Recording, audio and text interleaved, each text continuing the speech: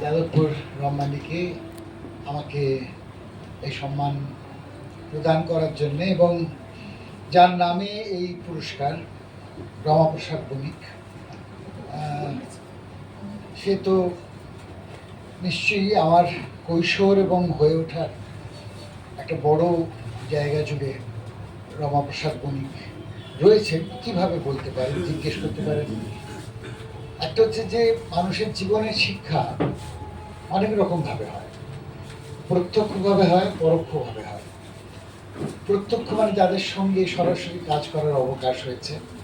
অরুণ মুখোপাধ্যায় পিতার সূত্রে তাকে তো দেখিয়েছি কাজ থেকে তার পদ্ধতি, গড়ে তোলার পদ্ধতি, শৈলী।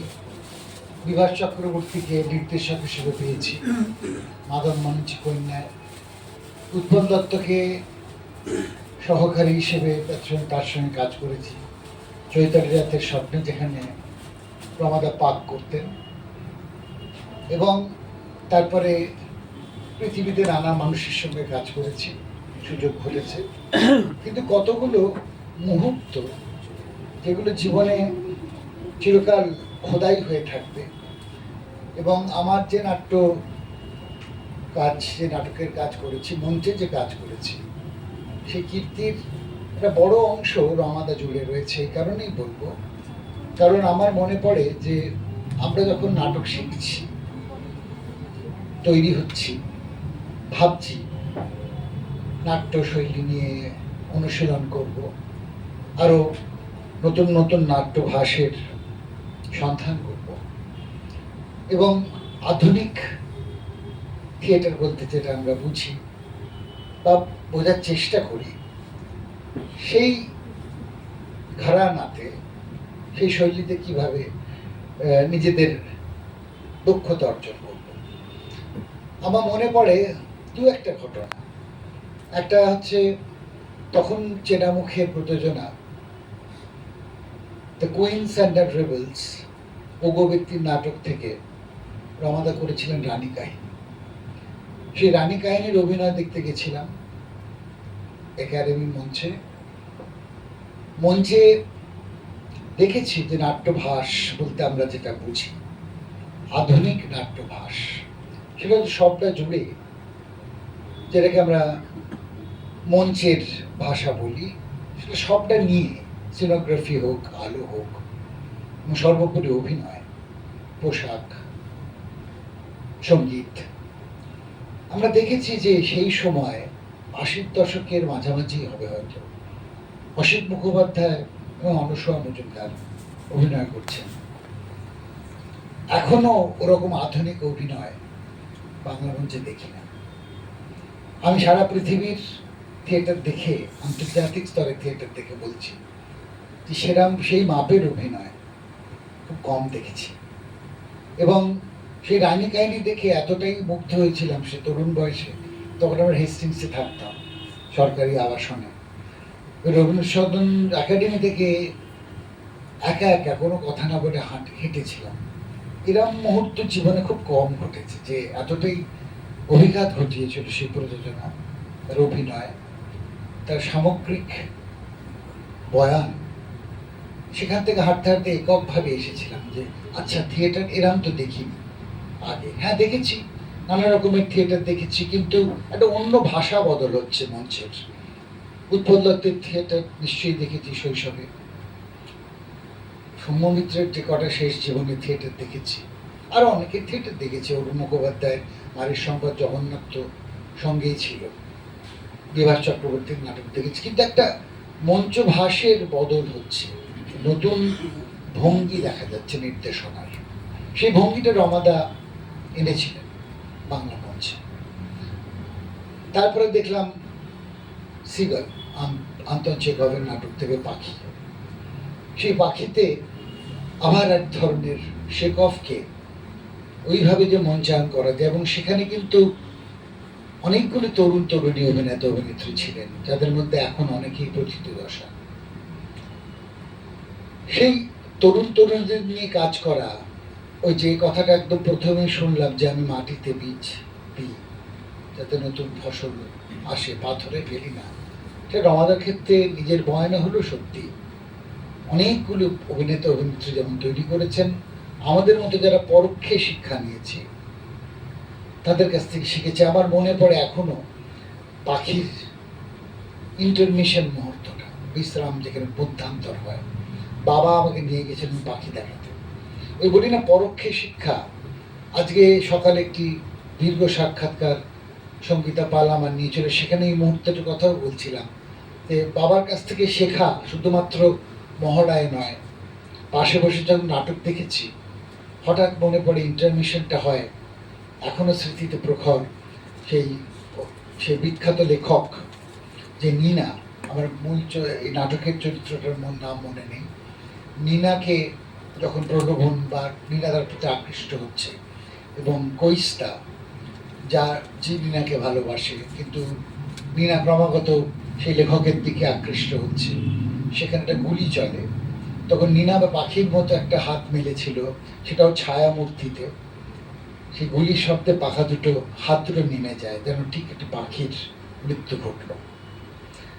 ওই মধ্যান্তরটা হলো, পর্দাটা পড়ছে আমরা জানি 19 সেকেন্ডে 24 সেকেন্ডে একাডেমির পর্দা করে, বাবা শুধু ওটার সময় বলে গেল ইন্টারভিউটা দেখলি, আমি বসে রইলাম।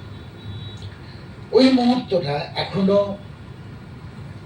ছাপার মানে সিনেমার ইমেজের মতো মাথায় ধরে রেখেছে। এই ইমেজগুলোই কিন্তু আমাদের শিক্ষা দিয়েছে যে কি করে মঞ্চ বয়ান তৈরি করতে হয়, কিভাবে।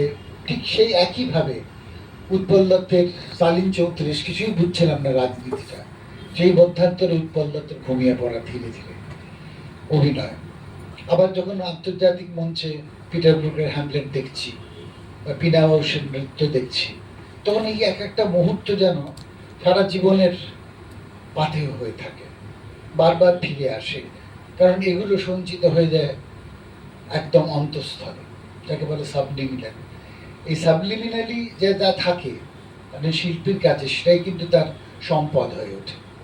যত বেশি তার অর্জন হয় অভিজ্ঞতা থেকে, নানা ধরনের জিনিস দেখা, পড়া, শোনা, সেগুলো যখন সঞ্চিত হয়ে যায় তখন সেইগুলো। এবং রমাদাকে এইভাবে আমি পেয়েছি, নতুন মঞ্চ ভাস তৈরি হচ্ছে। এবং আমরা যখন প্রবীণদের আলোচনা শুনতাম তরুণ হিসেবে, অরুণ মুখোপাধ্যায়, বিভাস চক্রবর্তী বা আরো অনেকে যখন কথা বলতেন কি হচ্ছে বাংলা থিয়েটারে, তো রমাদার স্থান যে একদম সামনের দিকে, এবং সবাই রমাদাকে যেভাবে সম্মান করতেন এই প্রবীণ নাট্য নির্দেশক, লেখক, অভিনেতারা, সেটা বারবার বারবার পেতাম। কারণ সেটা তো তার নাটক থেকে আসছে, তার মঞ্চ ভাস থেকে আসছে, তার তার অভিনয় তিনি কিভাবে করাচ্ছেন অভিনেতাদের দিয়ে, সেইখান থেকে বিচ্ছুরিত হচ্ছে। কেউ তার আলাদা করে শুধুমাত্র রমা প্রসাদ বণিক ভালো মানুষ বলে তা তো নয়, নির্দেশক হিসেবে তিনি কতটা বড়, কতটা নতুন একটা প্রয়োগ ভঙ্গি আনতে পারছেন। ঠিক সেইভাবে যখন চৈতন্যের স্বপ্ন হচ্ছে, পাকের মতো চরিত্র তৈরি করছেন রমাদা, সেটা চোখের সামনে দেখা। কারণ আমি বললাম উৎপল দত্তের সহকারী হিসেবে কাজ করছি, যে চরিত্র কি করে গড়ে তুলতে হয়, তার শারীরিকতা, তার কণ্ঠের যে ডাইনামিক্স, অর্কেস্ট্রেশন যাকে বলি আমরা, সেই ছন্দ তৈরি কী করে করতে হয়, কি করে শরীরের নানা বিভঙ্গে একটা চরিত্রকে গড়ে তুলতে হয়, রমাদাকে দেখেছি ধীরে ধীরে তিলে তিলে তৈরি করতে হয়। এবং একটা হাসির মুহূর্তের কথা বলি, রমাদার পোশাক ছিল একটা স্ল্যাক্স কালো, এবং তার উপর একটা হাফ প্যান্ট মতো কেটে দেওয়া হয়েছিল। তখন উৎপলদা রবীন্দ্রসদনের সামনে দাঁড়িয়ে, রমাদা ঢুকছেন, এগিয়ে আসছেন, তখন উৎপল বলছে এটা কি পড়েছ? তখন রমাদা বলছে এটা তো দিল পোশাকের জন্যে। বলে এইটা কি? এর মানে লজ্জা নিবারণের এই ব্যবস্থাটা একেবারেই ভালো লাগছে না। হ্যাঁ, ব্রিটিশ অ্যাক্টাররা কিন্তু এই জায়গাগুলো ফুলিয়ে ফুলিয়ে রাখায়, জানেন তো, আর তোমাকে এরকম ঢেকে দিচ্ছে। তখন তখন যতই সবাই খুব বিব্রত যে উৎপল দত্ত এরামই করতেন সারাক্ষণ, এবং বলতেন ঠিক তার আগেই উনি সবাইকে জিজ্ঞেস করেছিলেন, এই যে আপনারা টুপিগুলো পরে আছেন, এটা আলাদা আলাদা শেক্সপিয়ারীয় অভিধায় নাম আছে, কেউ জানেন? তো অনেকেই, আমাদের সবারই অজানা প্রায়, উৎপলদার শেক্সপিরিয়, তা ঠিক নিশ্চয়ই মনু দত্ত বলো, মনু নিশ্চয়ই সব কটাকে চুমড়িই বলেছে না, নামগুলো বলেনি। তেমনি এই যে রমা যেটা পড়ে আছে, এই জুমড়িটা আমার ভালো লাগছে না, চুমড়ি থেকে জুমড়ি করলেন। তা এই ধরনের রসিকতা, তা আমরা সবাই এটা নিয়ে দেখেছি, এইভাবেই আমাদের থিয়েটার শিক্ষা করেছে। আজকে সত্যি অত্যন্ত আনন্দের ব্যাপার যে যে রমাদান নামে, রমাপ্রসাদ ভৌমিকের নামে যে সম্মান, সেই সম্মান আমাকে যে দেওয়া হলো, সেটা নিশ্চয়ই তার জন্য আমি কৃতজ্ঞ। ধন্যবাদ। আশা করি আরও থিয়েটার করতে পারবো বাংলা মঞ্চে, যাতে এই সম্মানের একটা একটা যথার্থ সম্মান জানাতে পারি সম্মানকে। ধন্যবাদ, নমস্কার।